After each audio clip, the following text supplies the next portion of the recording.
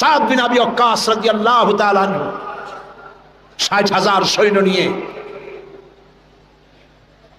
পারস্যের বহরস নগর অবরোধ করে দরিয়া পাড়ি দিয়ে ওপার যাবে।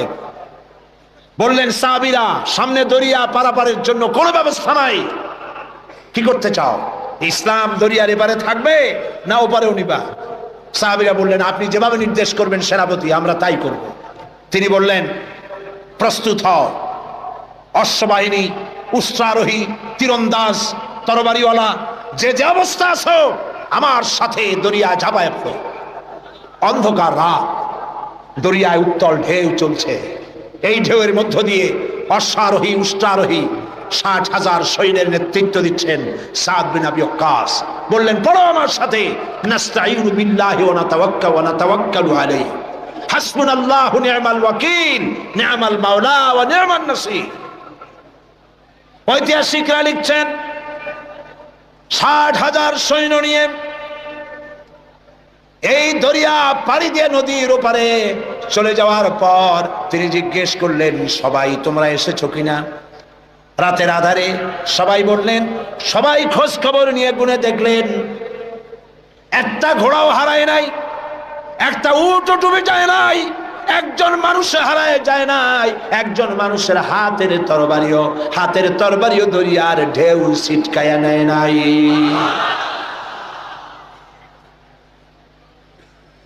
আফ্রিকার গভর্নর বুঝতে পেরেছে মুসলমানরা ঢুকেছে। সে তার সেনাপতিকে বলল, এই মুসলমানগুলির জায়গা করে দাও জঙ্গলের কাছে। জঙ্গলের ভিতরে যে সমস্ত হিংস্র প্রাণী আছে ওরাই খাইয়া শেষ করে দেবে, রাতের বেলায় যুদ্ধ করা লাগবে না, তাদেরকে ওখানে থাকতে দেওয়া হলো। হযরত সাদ বললেন, একটা মঞ্চ বানাও সাহাবীরা। একটা মস্ত মঞ্চ বানানো হলো। ইতিহাস শুনুন মুসলমান, আপনার জীবনের গৌরব উজ্জ্বল ইতিহাস মুসলমানরা ভুলে গেছে, যুবকরা ভুলে গেছে। আজকের যুবকরা চিন্তা করেছে তারা সূর্য সেনের উত্তরসূরি। আজকের যুবকরা মনে করছে তারা রবীন্দ্রনাথের উত্তরসূরি। ও মুসলমান, সূর্য সেনের উত্তরসূরি তোমরা নও, তোমরা শহীদ নিজামের উত্তরসূরি, শাহজালালের উত্তরসূরি, খান জাহানের উত্তরসূরি, খালিদ বিন ওয়ালিদের উত্তরসূরি। মঞ্চের উপরে উঠে দাঁড়ালেন, মঞ্চ নির্মিত হয়ে গেল। হযরতে সাদ মঞ্চের উপরে দাঁড়িয়ে জঙ্গলের দিকে তাকিয়ে বললেন, লক্ষ্য করুন, আরে ভাই এত মানুষ, কারো তো পেশাব পায়খানা লাগতেই পারে, আপনারা পথ ছেড়ে দেন, তা নাহলে আপনাদেরই অসুবিধা হবে। মঞ্চের উপরে দাঁড়িয়ে হযরতে সাদ বললেন, ইয়া আইয়াতুল হাসারাত ওয়াস সিবা, নাহনু আসহাবু রাসূলুল্লাহ সাল্লাল্লাহু আলাইহি ওয়াসাল্লাম, ফারজিউ ফাইন্না নাজিলুন, ফামান ওয়াজাদনা বাদাহু কাতালনাহু।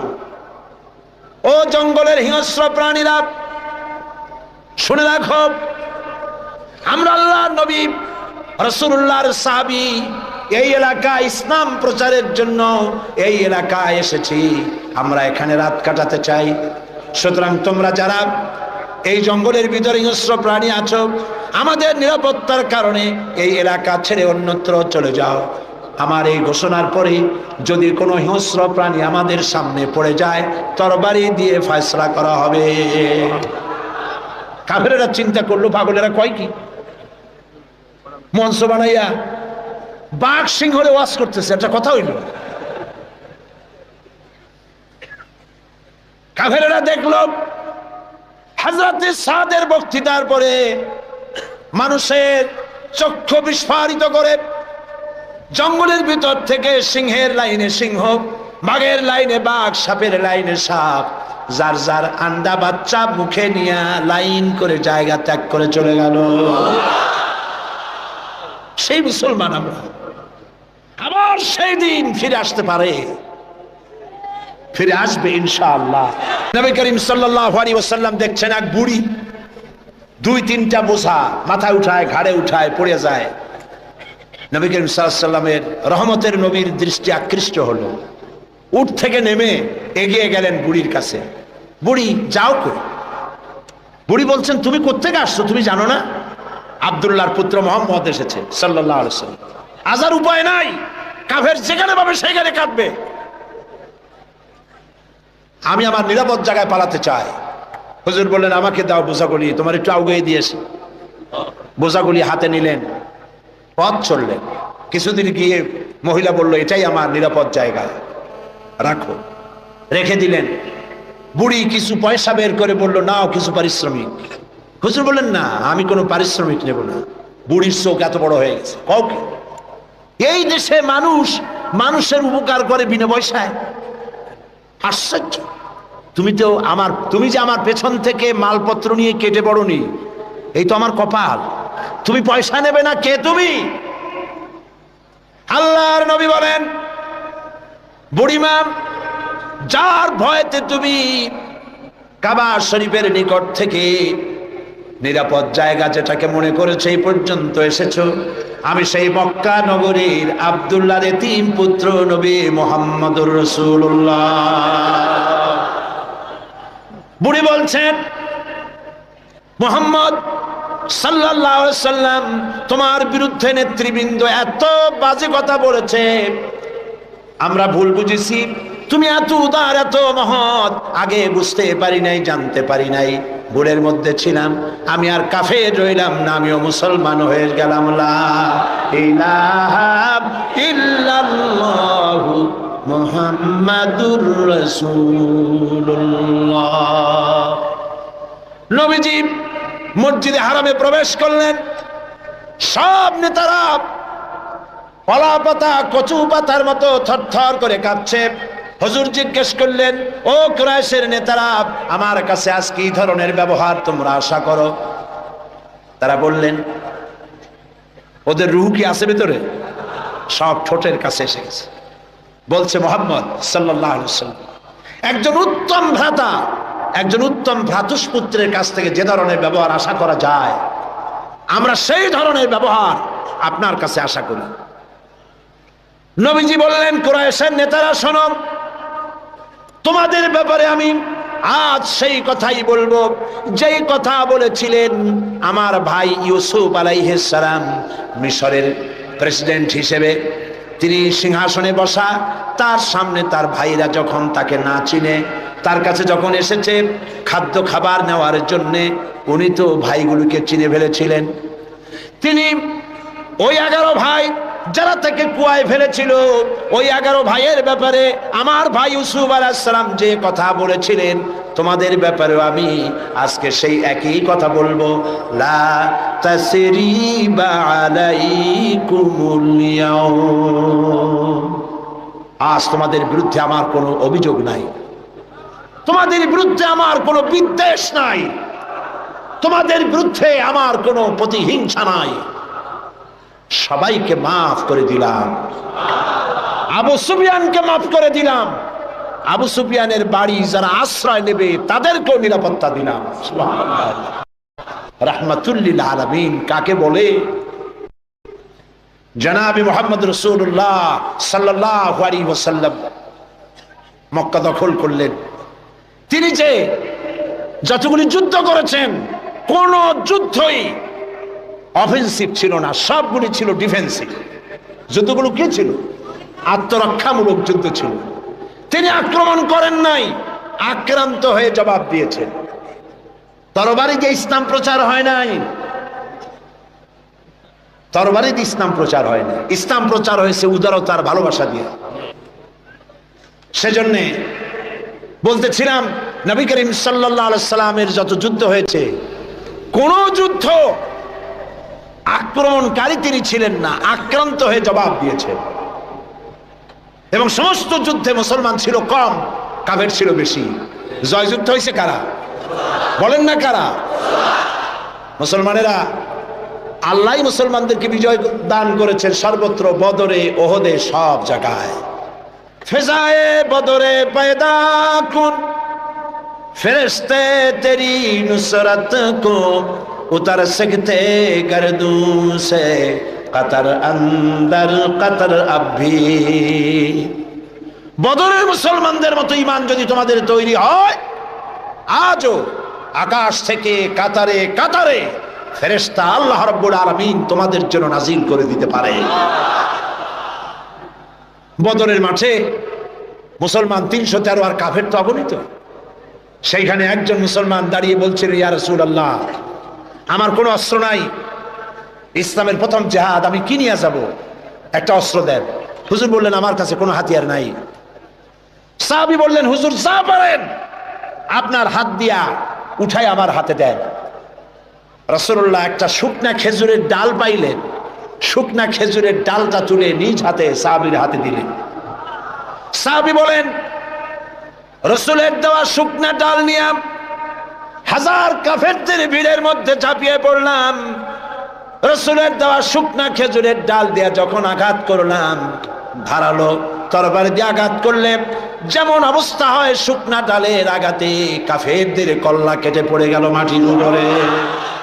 কোনো বুঝতে পারে নাই, জীবন দিতে জানে, জীবন দিতে জানে। মুসলমান তাদের ঈমান নষ্ট করতে পারবে না। আমরা আর কিছু পারবো না, এদেশে বসে দোয়া তো করতে পারবো না, তাও পারবো না, তাও পারবো না। কেন? দুদায়েব, চেচনিয়ার প্রেসিডেন্ট দুদায়েব, তিনি রাশিয়ার আক্রমণে যখন চেচনিয়া তছনছ হয়ে যাচ্ছিল, তখন তিনি একটা নিউজ ইন্টারনেটে পাঠিয়েছিলেন। দৈনিক ইনকিলাব পত্রিকায় সেই খবরটা ছাপা হয়েছিল। তিনি বলেছিলেন, ও পৃথিবীর মুসলমানেরা, রাশিয়া আমাদের মারতেছে, আমাদের খাবার নাই, পড়ার নাই, প্রতিদিন আমরা মরছি। তোমরা আমাদেরকে খাবার দিলে না, আমাদেরকে অস্ত্র দিলে না, আমাদেরকে টাকা দিলে না, আমাদেরকে কিচ্ছু দিলে না, আমাদের পক্ষে কথাও বললে না। ও পৃথিবীর মুসলমানেরা, আচ্ছা এইটুকুনও কি করতে পারো না যে গভীর রাত্রে 2 রাকাত তাহাজ্জুদের নামাজ পড়ে আল্লাহর কাছে 2টি হাত উঁচু করে এ কথাও কি বলতে পারো না যে আল্লাহ, ও আল্লাহ, তুমি তো সেই আল্লাহ যে বদরের মাঠে ফেরেশতা দিয়া সাহায্য করেছিলে, তুমি তো সেই আল্লাহ যে ফেরেশতা দিয়া ওহদে সাহায্য করেছিলে। ও আল্লাহ, তুমি দয়া করে সেই ফেরেশতাগুলি দিয়ে চেচনিয়ার মুসলমানদেরকে সাহায্য করো। ও পৃথিবীর মুসলমান, এটুকুনও কি করতে পারো না আমাদের জন্য? আজ আফগানের মুসলমানেরাও তাদের কথা, তাদের খবর ছড়ায় না। ওরা মারে, এটা ছড়ায়, কিন্তু এরা কত মারে সেইটা বলার মতো, সেইটা নিউজ দেওয়ার মতো নিউজ মিডিয়াও তাদের হাতে নাই। তাদের সাহায্য করার জন্য আল্লাহ ছাড়া কেউ নাই। এই জন্য আজ প্রাণ ভরে দোয়া করতে হবে আফগানের মুসলমানদের জন্য। আমি বাংলাদেশের এক ছোট্ট ব্যক্তি, আল্লাহর এক নগণ্য গোলাম। আমি বিশ্বাস করি, মনে প্রাণে বিশ্বাস করি, আজ হোক কাল হোক, কাবা শরীফ ভাঙতে এসে আব্রাহার যে দশা করেছিলেন আল্লাহ, আফগানিস্তানের বুকে বুশের সেই দশা আল্লাহ করে দিবেন। বুশ হবে ইতিহাসের শেষ আব্রাহা, ইনশাআল্লাহ।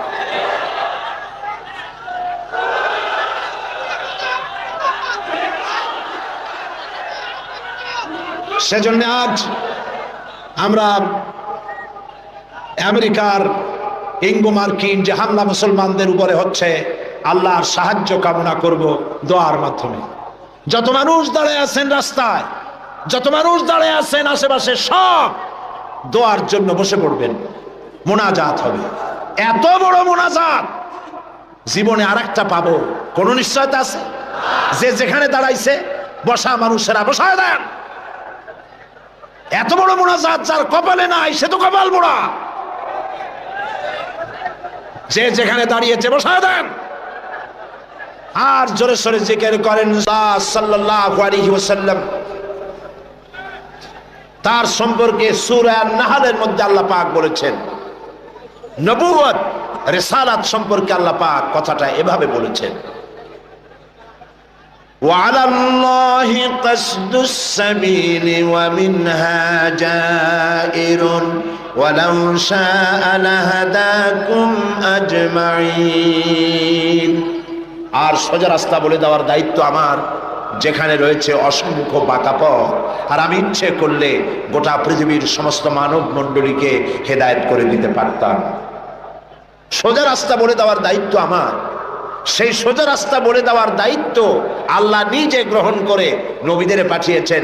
এজন্য পৃথিবীর সর্বশ্রেষ্ঠ মানুষ হলেন আল্লাহর নবীরা। বলুন তো সর্বশ্রেষ্ঠ মানুষ কারা? যাদের কোনো ভুল নাই, ত্রুটি নাই। আজ লক্ষ লক্ষ জনতা সার্কিট হাউস ময়দানে পকেটের পয়সা খরচ করে এখানে এসেছেন, ঠিক কিনা বলুন? বাস ভাড়া, ট্রাক ভাড়া দেওয়া হয়েছে, রিক্সা ভাড়া দেওয়া হয়েছে, মাহফিলের পরে খেতে দেওয়া হবে শিবির, এমন কোনো কথা বলেছে? নিজের পয়সা খরচ করে জানতে এসেছি এমন একটি মানুষকে যিনি আমাদের বাংলাদেশি নন। মুহাম্মদ সাল্লাল্লাহু আলাইহি ওয়াসাল্লাম বাংলাদেশি? তিনি তার গায়ের রং আমাদের রঙের মতো, তিনি আমাদের ভাষায় কথা বলতেন, তিনি আমাদের রক্ত সম্পর্কীয় আত্মীয়দের মধ্যে কেউ?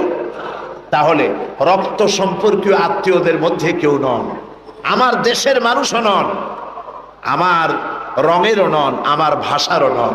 অথচ এই ব্যক্তির জন্য লাখো লাখো জনতা ঢল নেমেছে সার্কিট হাউস ময়দানে। এই ঢল নেমেছে কি সাইদিকে দেখার জন্য? নিশ্চয়ই নয়। আজকের এই ঢল নেমেছে বিশ্বনবী মুহাম্মদ রাসূলুল্লাহ সাল্লাল্লাহু আলাইহি ওয়াসাল্লামকে জানার জন্য। কেন এই আগ্রহ? আচ্ছা, এই আগ্রহ কি শুধুমাত্র খুলনার মানুষের?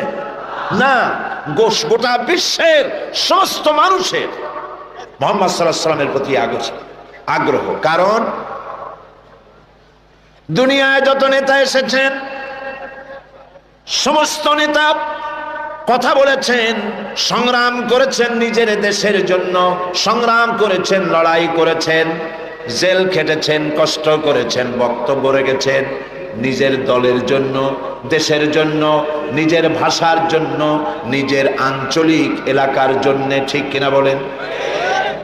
পৃথিবীর যে কোনো দেশের নেতা এই চরিত্রে, প্রত্যেকটি নেতা, পৃথিবীর যে কোনো নেতার নাম আপনি বলবেন, সব নেতা নিজের অঞ্চল, নিজের ভাষা, নিজের মানুষ, নিজের দল, এই জন্যই কথা বলেছে সারা দুনিয়ায়।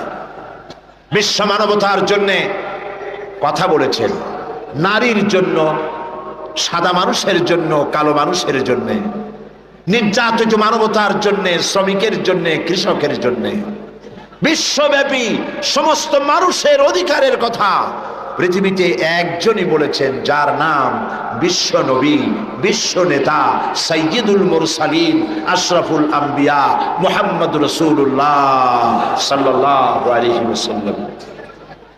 আপন চরিত্র মাধুর্য দিয়ে পৃথিবীকে তিনি জয় করেছেন। তিনি যুদ্ধ করে পৃথিবীকে জয় করেননি, যুদ্ধ করে মানুষকে পদানত করেননি।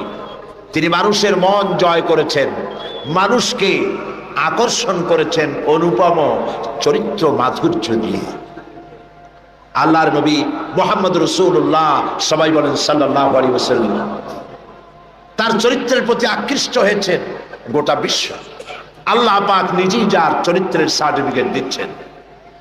আল্লাহ রাব্বুল আলামিন বলেন, ওয়া ইন্নাকা লাআলা খুলুকিন আযীম।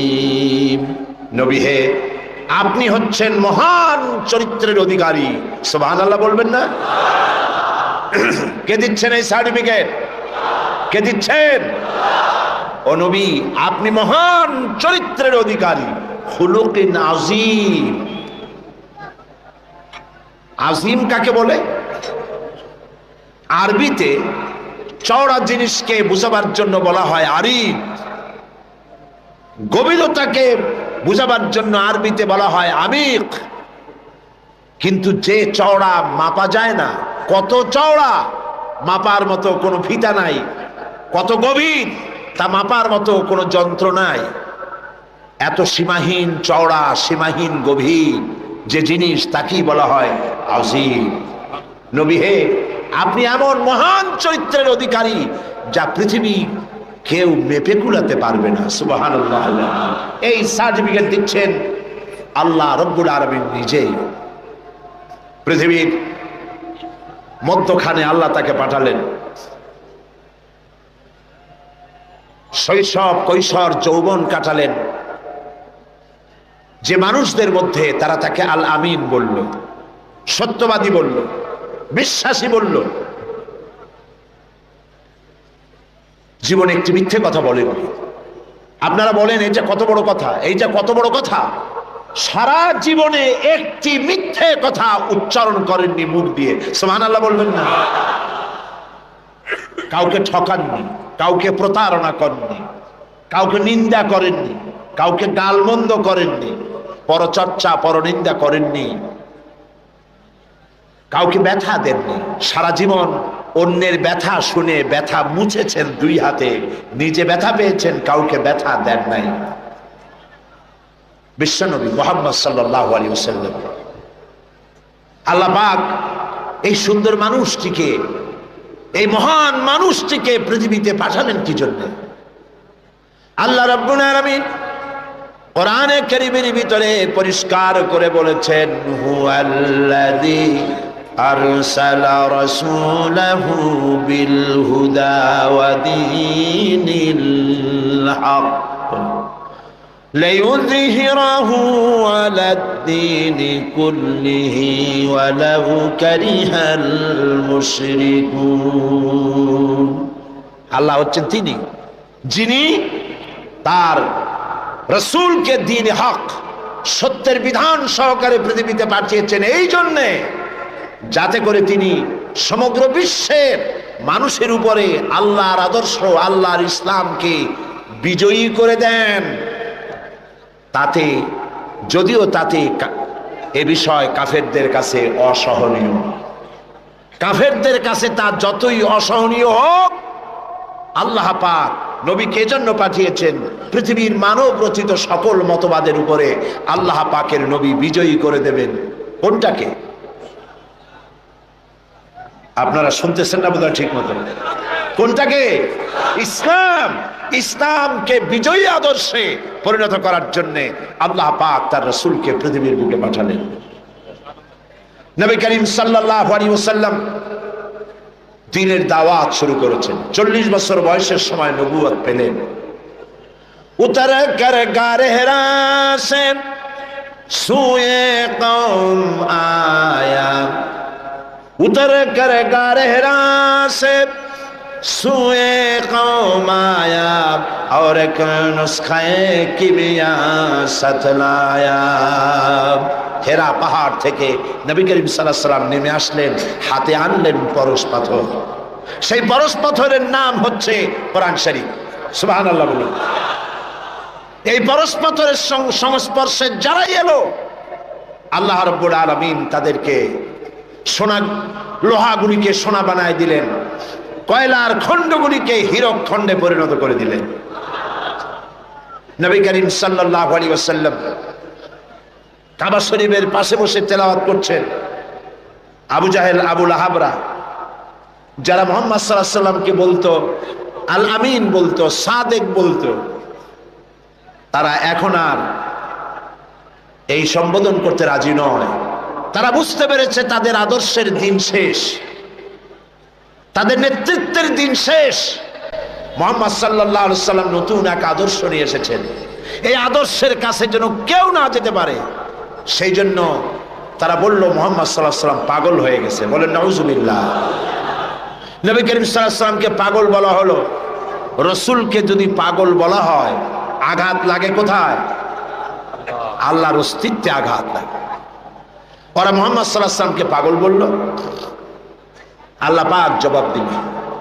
আল্লাহ রাব্বুল আলামিন কাফিরদের এই গালির জবাবে আল্লাহ পাক শোনায় দিলেন, ওয়া মা সাহিবুকুম বিমাজনুন, তোমাদের সাথী পাগল নন। তোমাদের সাথী, সারা জীবন তোমরা যার সাথে ছিলে, পাগলামির কি দেখলে? আসল পাগল কারা তা খুব শীঘ্রই প্রতীয়মান হবে, সকলের সামনে স্পষ্ট হবে। প্রিয় ভাই সব, হজের মৌসুম এলো। মুহাম্মদ সাল্লাল্লাহু আলাইহি ওয়াসাল্লাম কাবা শরীফের পাশে বসে তেলাওয়াত করছেন। তখনও তার নাম চতুর্দিকে ছড়ায় নাই। ওরা ছড়াচ্ছে পাগল বলে, জেনে ধরা রুগী বলে, কাহেন বলে, সাহের বলে, গণক, জাদুকর, পাগল, এই সব ছড়াচ্ছে।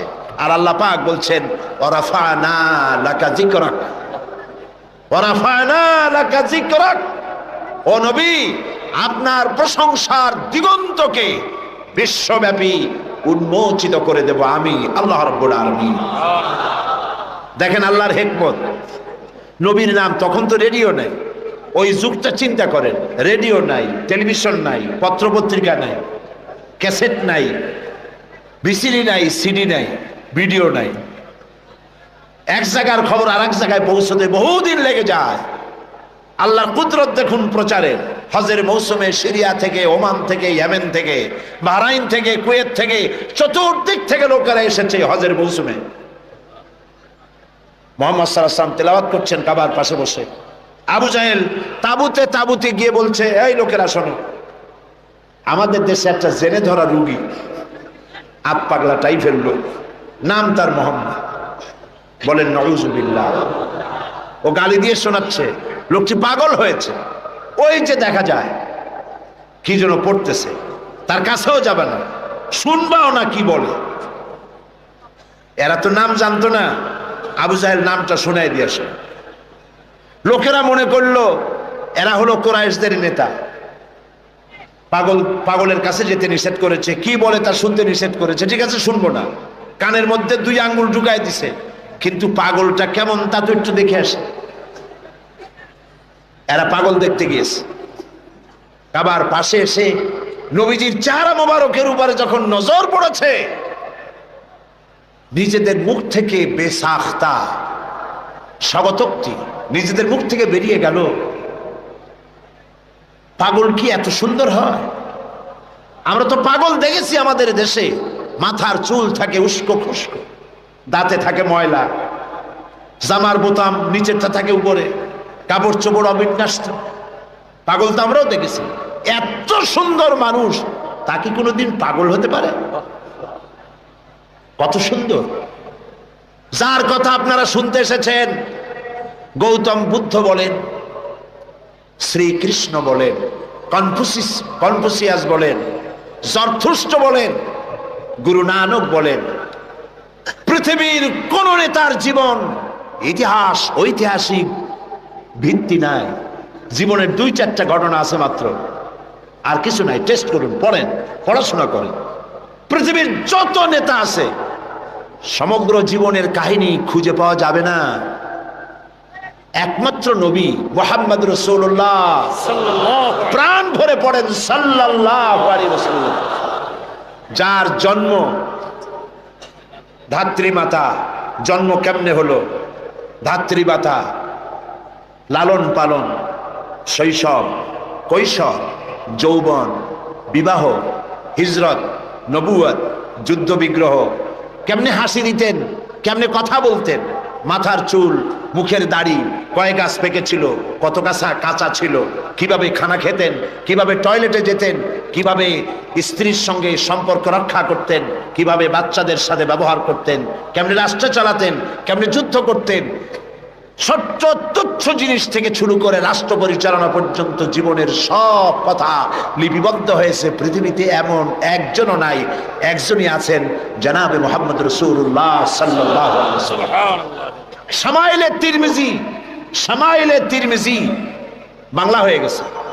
মেহেরবানি করে পড়েন, মেহেরবানি করে পড়েন, পড়ে দেখুন রাসূলুল্লাহর জীবনে কেমনে খানা খাইতেন, কেমনে হাঁটতেন, কেমনে বসতেন, কেমনে হাসতেন, কেমনে কাঁদতেন, সব লিপিবদ্ধ হয়েছে, কোনো কথা বাদ পড়ে নেই। সুবহানাল্লাহ। কারণ পৃথিবীর নেতারা তাদের জীবন 2 ভাগে বিভক্ত।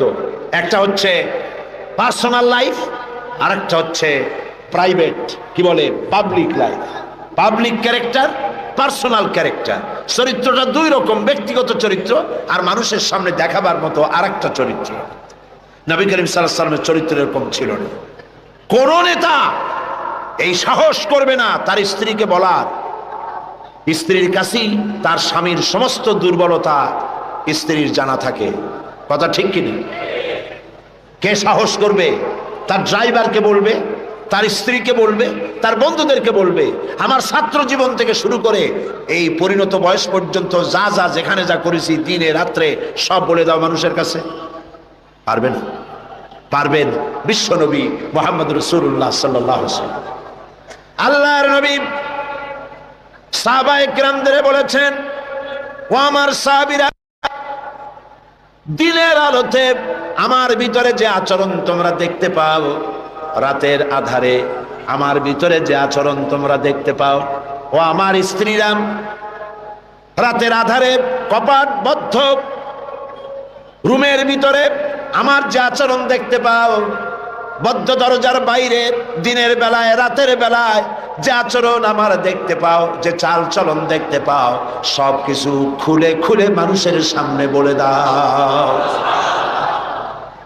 এরকম আসতে কইলেন সুবহানাল্লাহ। এই হলেন বিশ্বনবী, এই হলেন বিশ্বনবী। ফাইনা তাযহাবুন, ও মুসলমানেরা, আসল নেতা থুইয়া কোন নেতার পিছনে দৌড়া? হায় রে কপাল পোড়া মুসলমান, তোমার নেতা আমার নেতা সাতামাতা সাতামাতা এইসব মানুষে কয়। তোমার নেতা আমার নেতা বিশ্বনবী মুস্তাফা সাল্লাল্লাহু আলাইহি ওয়াসাল্লাম। সিলা বলো, তোমার নেতা আমার নেতা কে?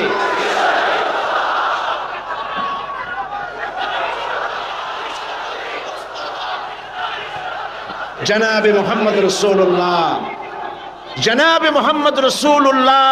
সবাই বলেন সাল্লাল্লাহু আলাইহি ওয়াসাল্লাম। সুবহানাল্লাহ, কি চরিত্র, কি সুন্দর। হযরত আনাস রাদিয়াল্লাহু তাআলা আনহু 8.5 বছরের কিশোর, একেবারে বাচ্চা না, 8.5 বছরের কিশোর মুহাম্মদ সাল্লাল্লাহু আলাইহি ওয়াসাল্লামের খেদমতে নিয়োজিত হয়েছেন। আপনারাই বলেন, 8.5 বছরের ছেলে, সে কি সব কথা বোঝে? তারা যদি বলা হয় গরম পানি আনো, সে তো ফ্রিজের পানি নিয়ে আসবে, বুঝতে পারবে না। স্যান্ডেল আনো, আনবে জুতা। বিছানা বিছাও, বিছানা উঠায় থবে। ছোট্ট মানুষ তো, ভুল হইতেই পারে। সে আনাস রাদিয়াল্লাহু তাআলা আনহু কি বলছেন রাসূল সম্পর্কে, আহারে। হযরত আনাস বলেন, 8.5 বছর বয়স থেকে নিয়ে একটানা 10 বছর পর্যন্ত নবী মুহাম্মদ রাসূলুল্লাহ সাল্লাল্লাহু আলাইহি ওয়াসাল্লামের খাদেম হিসেবে হুজুরের সাথে থাকার সৌভাগ্য আমার হয়েছিল। 10টি বছরের ভিতরে একটি বারের জন্য আল্লাহর নবী আমাকে চোখ রাঙাইয়া ধমকের সুরে একবারও বলেন নাই, আনাস এটা কেন করেছো অথবা এটা কেন করো নাই। সেই হযরত আনাস বলেন, একবার নিয়ে গেলাম রাসূলকে আমার বাড়ি দাওয়াত খাওয়াইতে। হুজুর সাল্লাল্লাহু আলাইহি ওয়াসাল্লাম আমার বাড়িতে খানা খেয়ে বাইরে বেরিয়েছেন। ওটা ছিল পূর্ণিমার রাত। আমার মা বাইরে এসে একবার পূর্ণিমার চাঁদের দিকে তাকান, আর একবার রাসূলের চেহারার দিকে তাকান, বারবার তাকাতাকি করছে। আমি প্রশ্ন করলাম, মা, পূর্ণিমার চাঁদ আর রাসূলের চেহারায় বারবার তাকাইয়া দেখো কি? মা আমার বলল, আনাস রে, আমি পূর্ণিমার চাঁদ আর রাসূলের চেহারার সঙ্গে কম্পেয়ার করতেছিলাম, তুলনা করতেছিলাম। আমার মনে হলো নবীজি যখন ঘরের থেকে বাইরে নেমেছেন, নবীজির চেহারার সামনে, নবীজির চেহারার সৌন্দর্যের সামনে পূর্ণিমার চাঁদ যেন ম্লান হয়ে গিয়েছে। পূর্ণিমার চাঁদের মধ্যে কলঙ্ক কালিমা আছে, আল্লাহর নবীর চেহারার ভিতরে কোনো কালিমা দেখতে পেলাম না। রাসূলুল্লাহর এই চেহারা দেখে বিভিন্ন দেশ থেকে আগত কাফেরেরা হুজুরের চেহারা দেখে পাগল হয়ে গেছে। তারা নিজেরাই বলতেছে, পাগলের সুরতে এরকম হয় নাকি? অসম্ভব, নিশ্চয়ই এই লোকটি পাগল নয়। আচ্ছা কি বলে শুনি। কানের মধ্যে তো আঙ্গুল দেওয়া ছিল, আঙ্গুল বাইর করে বেড়াচ্ছে। নবীজি তেলাওয়াত, হুজুর সাল্লাল্লাহু আলাইহি ওয়াসাল্লাম তেলাওয়াত করছেন। ভালো কারি যারা, সুন্দর গলার আওয়াজ আল্লাহ যাদেরকে দান করেছেন, সেই সুন্দর গলার আওয়াজ দিয়ে যখন তেলাওয়াত করে কারি, কেমন লাগে? খারাপ লাগে না মজা লাগে? এই যে আব্দুর রহমান আস-সুদাইস, শেখ আব্দুর রহমান আস-সুদাইস, ইমাম খতিব মসজিদুল হারাম মক্কা আল মুকাররমা, আব্দুর রহমান আল হুজাইফি, ইমাম খতিব মসজিদ আন নববী শরীফ মদিনা আল মুনাওয়ারা। সুবহানাল্লাহ, এইসব কারীদের তেলাওয়াত কেমন লাগে? কারি আব্দুল সামাদ আব্দুল বাসেত, একজন আমেরিকা আমাকে বলেছিল যে কারি আব্দুল বাসেত যখন তার মায়ের পেট থেকে দুনিয়া আসছিল, তার মাঝে কত কত কেজি মিশ্রি তারে খাওয়াইছিল, চিনি খাওয়াইছিল, আল্লাহ জানে। সুবহানাল্লাহ। সাধারণ মানুষের তেলাওয়াত শুনলে চোখ দিয়ে অর্থ বোঝে না, চোখ দিয়ে পানি পড়তে থাকে। কোরআনের প্রতি যাদের মহব্বত আছে অর্থ বোঝে না, চোখ দিয়ে পানি পড়ে। এ কোনো সাধারণ কারি নয়। এখন তেলাওয়াত করতেছেন তিনি যার উপরে কোরআন নাজিল হয়েছে। সুবহানাল্লাহ। আল্লাহর নবীর তেলাওয়াত কাফেরদের কানের মধ্য দিয়া কলিজার ভিতরে প্রবেশ করা শুরু করে দিয়েছে। বাইরের থেকে যে লোকগুলি আসলো নবীজির মুখে তেলাওয়াত শুনে নিজেদের অজান্তেই তাদের মুখ থেকে বেরিয়ে গেল লা ইলাহা ইল্লাল্লাহু মুহাম্মাদুর রাসূলুল্লাহ। জোরে সরে পড়েন লা ইলাহা লা ইলাহা ইল্লাল্লাহ। আরো জোরে লা ইলাহা নাই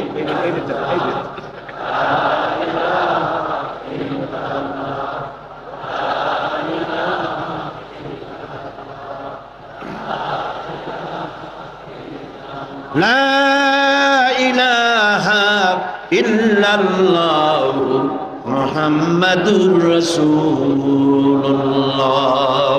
নবী করিম সাল্লাল্লাহু আলাইহি সাল্লামের অনুপম চরিত্র মাধুর্যের মধ্য দিয়ে ইসলামের দাওয়াত ছড়িয়ে পড়ল সবখানে।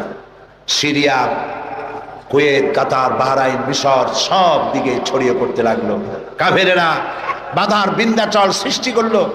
তারা নেতৃত্ব দিতে চাইলো, রাসূলুল্লাহ নেতৃত্ব নেন নাই।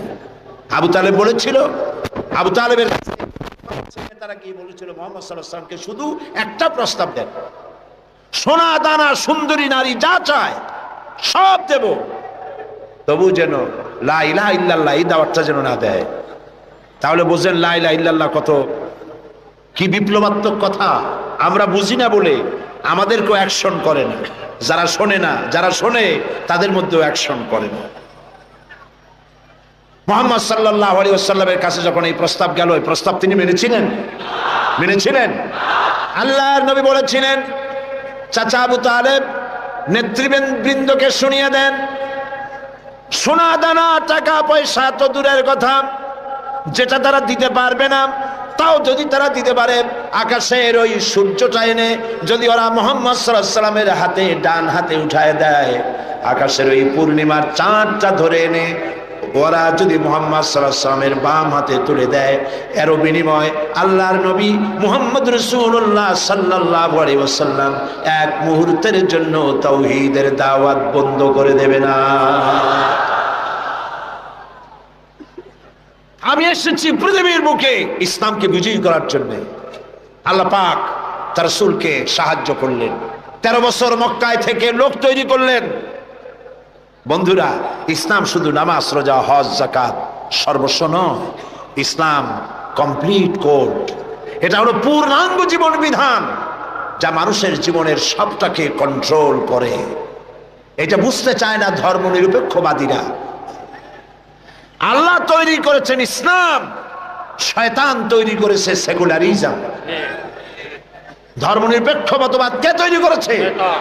জোরে বলেন, কে করেছে? শয়তান তৈরি করেছে। আর আল্লাহ সৃষ্টি করেছেন, তৈরি করেছেন মানবতার কল্যাণের জন্য ইসলাম।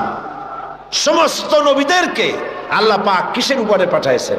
কি প্রচার করতে পাঠাইছেন? বলেন, জবাব দেন, কি প্রচার করতে পাঠিয়েছেন?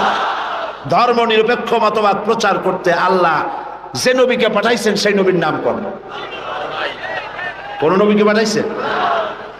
ধর্ম নিরপেক্ষ মতবাদ প্রতিষ্ঠার জন্য পৃথিবীতে এসেছে শয়তান। কে এসেছে? চিল্লায় বলেন। কাজী ওদের কাছে ধর্ম হলো বিপদ, ধর্ম নিরপেক্ষ মতবাদীদের কাছে ধর্ম হলো বিপদ। আর ইসলাম মানবতার কল্যাণ সাধনে পৃথিবীতে ইসলাম এসেছে। তুমি কেন ধর্ম নিরপেক্ষ মতবাদী হবে? তোমাকে ইসলামে আসতে হবে, কারণ ইসলাম আল্লাহর তৈরি করা। 13 বছর বসে লোক তৈরি করলেন নবীজি। কেমন লোক? আবু বকর, ওমর, ওসমান, আলী, আব্দুর রহমান বিন আউফ, আবু উবাইদা ইবনুল জাররাহ, খাব্বাব, খুবাইব, আম্মার রিদওয়ানুল্লাহ তাআলা আলাইহিম আজমাইন, এই সব সাহাবী সব তৈরি হয়ে গেল। এই পথে, ইসলাম প্রতিষ্ঠার পথে বাধা দিল বৃদ্ধরা, আর সহযোগিতা করলো যুবকেরা। তাও সুবহানাল্লাহ কইতে ইচ্ছা করে না। দেখেন নবীজি কি বলছেন, আল্লাহ নবী বলছেন, উসিকুম বিশ-শাবাবি খায়রা ফাইন্নাহুম আরাক্কু আফইদা লাকাদ বাসানি আল্লাহু বিল হানিফিয়্যাতি সামহা ফাহালাফানি আশ-শাবাব ওয়া খালাফানি আশ-শায়ুখ ক্বালা an-নবী সাল্লাল্লাহু আলাইহি ওয়াসাল্লাম। আল্লাহর নবী বলেন, আমি তোমাদেরকে নসিহত করছি, যুবকদের ব্যাপারে তোমরা কল্যাণকামী হবে, কারণ আল্লাহ রাব্বুল আলামিন উদারতা সহকারে এই পৃথিবীতে দ্বীন প্রতিষ্ঠার জন্য আমাকে পাঠিয়েছেন। এ ব্যাপারে আমাকে সাহায্য করেছে যুবকেরা, আর বিরোধিতা করেছে বুড়োরা। যুবক এরাই আমাকে সাহায্য করেছে। দেখেন বিরোধিতা যারা করলো তাদের বয়স কত? আবু জাহাল, আবু লাহাব, উতবা, সাইবা, মুগিরা, গোষ্ঠী সুদ্ধা সব 40-এর উপরে, এদের বয়স 40-এর উপরে। আর যারা নবীকে সহযোগিতা করলেন, আবু বকর, ওমর, ওসমান, আলী, আব্দুর রহমান বিন আউফ, জুবাইর ইবনুল আওয়াম রিদওয়ানুল্লাহ তাআলা আলাইহিম আজমাইন, সব 37, 26, 17, 8.5 এইরকম করছে। হযরত আলী যখন ইসলাম কবুল করেন বয়স ছিল 8.5 বছর মাত্র। সুবহানাল্লাহ কইতে ইচ্ছা করে না। জুবাইর ইবনুল আওয়াম, আব্দুর রহমান বিন আউফ মাত্র 17 বছরের যুবক। ওমর রাদিয়াল্লাহু তাআলা আনহু মাত্র 26 বছরের টগবগে ভরা যুবক। যুবকরা সাহায্য করেছে, বুড়োরা বিরোধিতা করেছে। তাই বলে আজকে যে সমস্ত বৃদ্ধরা এখানে আছেন তারা মন খারাপ করবেন না। আমরাও কিন্তু ওই কালটা কাটায় আসছি, যৌবন কালটা, ঠিক না? আমি তো আপনাদের দলে, আমরা ওই কালটা কাটিয়ে এসেছি। তবে সেই কালটা যদি আল্লাহর দ্বীনের কাজে লেগে থাকে সেটাই হলো কিসমতের কথা। সুবহানাল্লাহ। এই সৌভাগ্য ইসলামী ছাত্র শিবিরের। আলহামদুলিল্লাহ বলি, আলহামদুলিল্লাহ বলি। বন্ধুগণ, নবী করিম সাল্লাল্লাহু আলাইহি ওয়াসাল্লাম দ্বীন প্রতিষ্ঠার লক্ষ্যে 13 বছর পূর্ণ হয়ে গেল, মদিনায় লোক তৈরি হয়ে গেল, মক্কায় লোক তৈরি হয়ে গেল। এবার রাষ্ট্র ক্ষমতা হাতে নেওয়ার পালা। আজকের এই বিশাল জনসমুদ্রে ধর্মনিরপেক্ষ মতবাদী আদর্শে যদি কোনো বিশ্বাসী ব্যক্তি থাকেন, আমি আমার ওই ভাইকে বলবো, লক্ষ্য করে শোনেন, হিজরতের বেলায় রাসূলুল্লাহকে আল্লাহ কি শিখাচ্ছে। যারা ধর্ম আর রাজনীতি আলাদা মনে করেন, ধর্মনিরপেক্ষতার আদর্শে বিশ্বাসী হওয়ার কারণে তারা কান খুলে শুনুন রাসূলুল্লাহকে হিজরতের সময় আল্লাহ কি দোয়া শিখালেন। আল্লাহ রাব্বুল আলামিন নবীজিকে শিখালেন হিজরতে।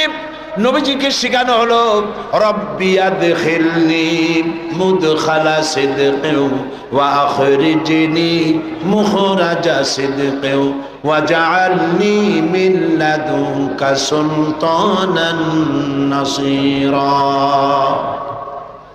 আয় আমার রব, আমাকে সত্যের সাথে প্রবেশ করাও, সত্যের সাথে আমাকে বের করো, আর সুলতানে নাসির আমার হাতে দাও। সুলতানে নাসির দুনিয়ার সব মুহাদ্দিসিন মুফাসসিরিনে কেরাম একমত, সুলতানে নাসির মানে রাষ্ট্রীয় পাওয়ার। আয় আল্লাহ, তুমি আমাকে রাষ্ট্রীয় পাওয়ার হাতে দাও, রাষ্ট্র ক্ষমতা দাও। রাষ্ট্রীয় ক্ষমতা হাতে পেলেই জনগণকে ভালো বানানো যায়। শুধু নসিহত করে মানুষকে ভালো বানানো যায় না। ঠিক কিনা বলেন? ঠিক কিনা বলেন? রাষ্ট্রীয় ক্ষমতা হাতে থাকতে হয়। রাষ্ট্রীয় ক্ষমতা যদি ভালো মানুষের হাতে থাকে মানুষ ভালো হয়, খারাপ মানুষের হাতে থাকলে মানুষ খারাপ হয়ে যায়। কারণ উপরের পানি নিচে নামে, নিচের পানি কখন উপরে যায় না। রাষ্ট্রের হুকুম মতোই তো দেশ চলে।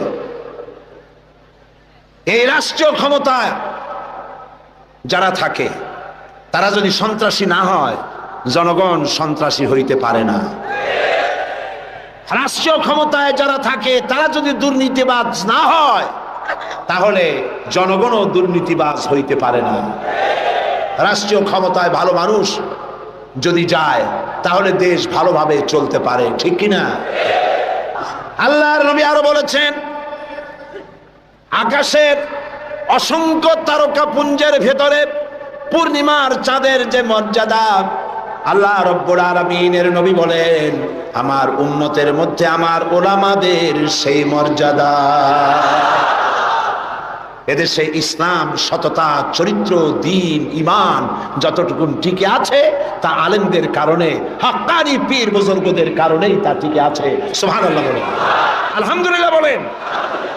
ইসলামী আন্দোলন, আলেম ওলামা, পীর বুজুর্গ, মাদ্রাসা মসজিদ, এরা এদেশের ঈমান, আমান, চরিত্র, দ্বীন, আমানতদারি, টুপি, দাড়ি এরাই টিকায় রাখছে। আলহামদুলিল্লাহ বলেন। সেজন্য ভাইরা, নবী করিম সাল্লাল্লাহু আলাইহি ওয়াসাল্লাম পৃথিবীতে এসেছিলেন দ্বীন প্রতিষ্ঠার জন্য। কাফেরেরা বরদাস্ত করতে পারে নাই। তারা চেয়েছে আল্লাহর দ্বীনকে দুনিয়া থেকে মিটায় দেবে। ওরা চায় দ্বীন মিটায় দেবে, আল্লাহ চান দ্বীন প্রতিষ্ঠা করবেন। কথা টিকবে কার? বলেন টিকবে কার? আল্লাহ রাব্বুল আলামিনের কথাই টিকবে। কালিমাতুল্লাহি হিয়াল উলিয়া, আল্লাহর কথাই সর্বোচ্চ থাকবে।